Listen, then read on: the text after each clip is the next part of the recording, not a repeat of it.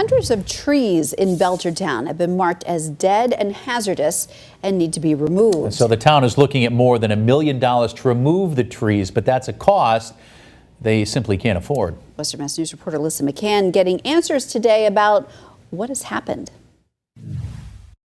Hundreds of trees in Belchertown have been marked as hazardous and need to be taken down. We've been doing a survey about the hazard trees in our town, and so far, after surveying 100 of our 130 road miles in town, there's 852 trees that have died and have to be marked for removal.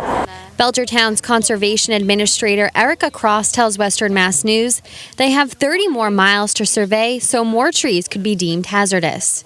3 of those affected trees here on North Washington Street in Belchertown are within feet of each other and are a threat to residents who live nearby and motorists. If they were to fall, they can block roadways, damage cars and people driving by. They could take down utility lines. But what has caused these trees to die? In general, what's happened in the last 7 to 10 years is there's been a few stressors, such as changes in precipitation, that have really made the trees a lot more susceptible to damage.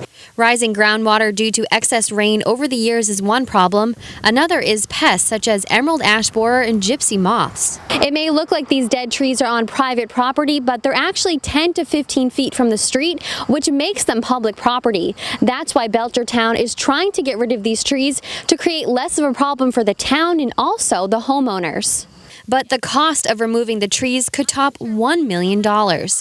In a statement, Steve Williams, the head of the Belchertown DPW, tells Western Mass News they are doing all that they can to get funding from the state, but he says, quote, various state agencies are not willing to assist. The state feels these dying trees were a maintenance issue on us, but that is not true.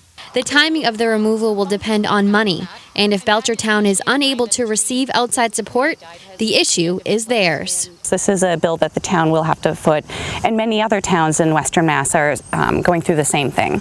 But in the meantime, they are working on a plan to take down trees that pose an immediate public threat in heavily traveled areas. In Belchertown, Alyssa McCann, Western Mass News.